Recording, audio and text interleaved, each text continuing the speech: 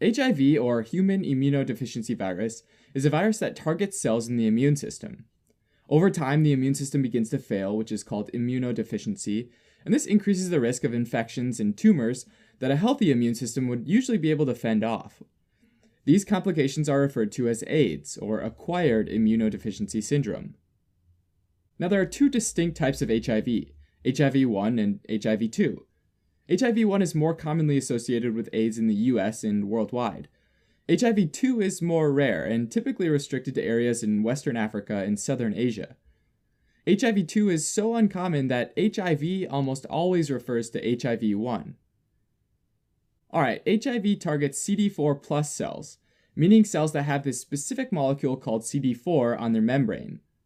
Macrophages, T helper cells, and dendritic cells are all involved in the immune response and all have CD4 molecules. Therefore, they can be targeted by HIV. The CD4 molecule helps these cells attach to and communicate with other immune cells, which is particularly important when the cells are launching attacks against foreign pathogens. So this little molecule is pretty important for our immune system, but it's also extremely important for HIV. HIV targets and attaches to the CD4 molecule via a protein called GP120, found on its envelope. HIV then again uses GP120 to attach to another receptor, called a co-receptor. HIV needs to bind to both the CD4 molecule and the co-receptor to get inside the cell. The most common co-receptors that HIV uses are the CXCR4 co-receptor, which is found mainly on T cells, or the CCR5 co-receptor, which is found on T cells, macrophages, monocytes, and dendritic cells. These co-receptors are so important for HIV that some people with homogeneous genetic mutations in their CCR5 actually have resistance or immunity to HIV, since HIV can attach to them and get into the cell. In fact, even heterozygous mutations, which lead to fewer co-receptors on the cells, can make it harder for the virus to spread and results in a slower disease progression. For those without this mutation, though, once HIV binds to CD4 and either CCR5 or CXCR4, it gains access into the cell. HIV is a single-stranded, positive-sense, enveloped RNA retrovirus, meaning that it injects its single strand of RNA into the T helper cell. The retro part of the retrovirus isn't referring to its style, but refers to it needing to use an enzyme called reverse transcriptase to transcribe a complementary double-stranded piece of proviral DNA. Proviral just means that it's ready to be integrated into the host's DNA, so it enters the T helper cell's nucleus and pops itself into the cell's DNA, ready to be transcribed into new viruses. Pretty sneaky, huh? Well, here's the actual sneaky part. When the immune cells become activated, they start transcribing and translating proteins needed for the immune response. Ironically, this means that whenever the immune cell is exposed to something that causes it to start up an immune response, like any infection, the immune cell ends up inadvertently transcribing and translating new HIV viruses, which bud off from the cell membrane to infect more cells. Very sneaky indeed.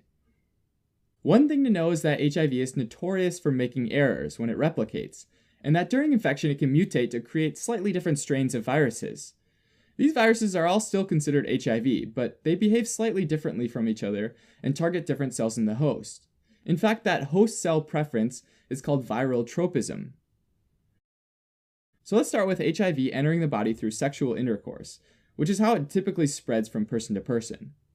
At this early point, during what we call acute infection, the R5 strain of HIV, which binds to the CCR5 co-receptor, will get into macrophages, dendritic cells, and T cells. Usually, dendritic cells hanging out in the epithelial or mucosal tissue where the virus enters the body, captures the virus and migrates to the lymph nodes, where a lot of immune cells live. And the R5 strain of HIV essentially has a field day, infecting T helper cells, macrophages, and more dendritic cells, which leads to a big spike in HIV replication and the amount of virus found in the patient's blood. Patients typically experience flu-like or mononucleosis-like symptoms during the acute infection. In response, the immune system mounts a counterattack, though, and starts to control the amount of virus replication, and the amount of virus in the blood declines to lower but still detectable levels by 12 weeks, at which point the patient enters into the chronic or clinically latent phase, which can last between 2 and 10 years. If we plot the amount of T cells alongside the amount of virus, we'll see that they loosely mirror each other, which makes total sense, right? Initially, you have a considerable decline in the acute phase until the immune system mounts its counterattack.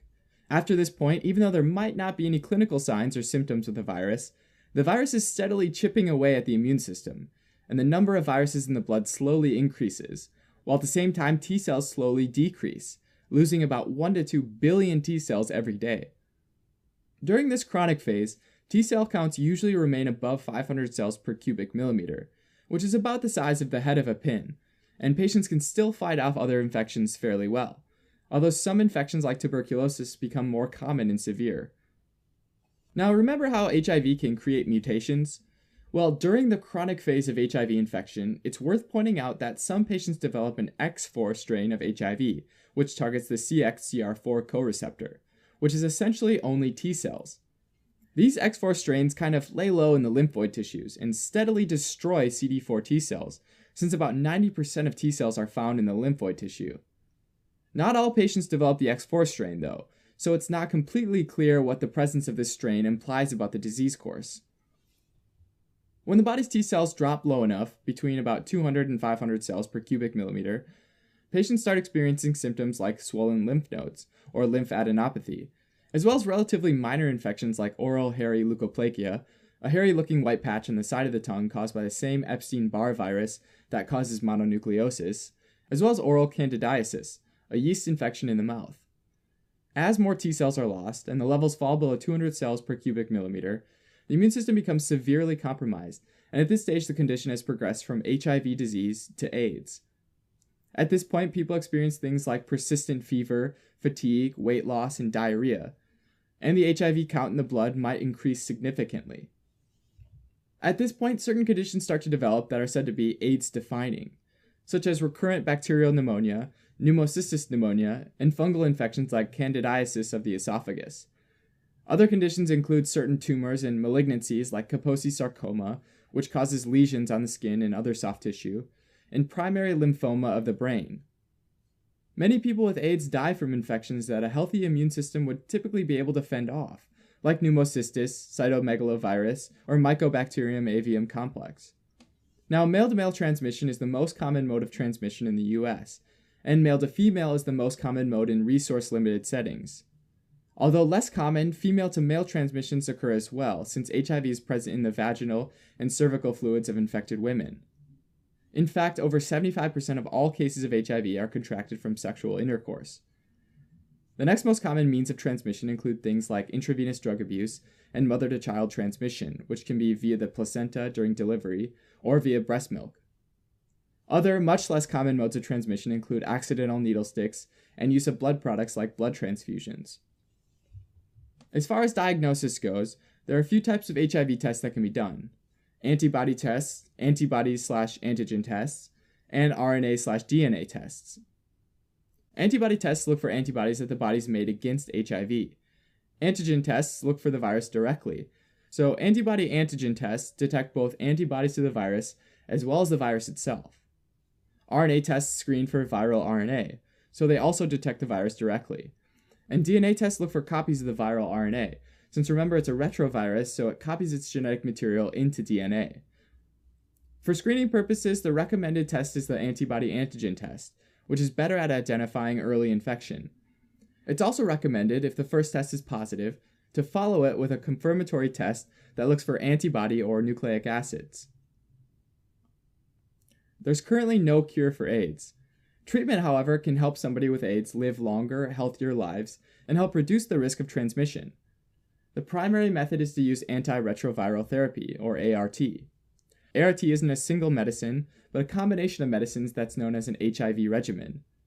These help slow down HIV replication, which gives the immune system a chance to recover and help fight off other infections more effectively. Thanks for watching. You can help support us by donating on Patreon, or subscribing to our channel, or telling your friends about us on social media.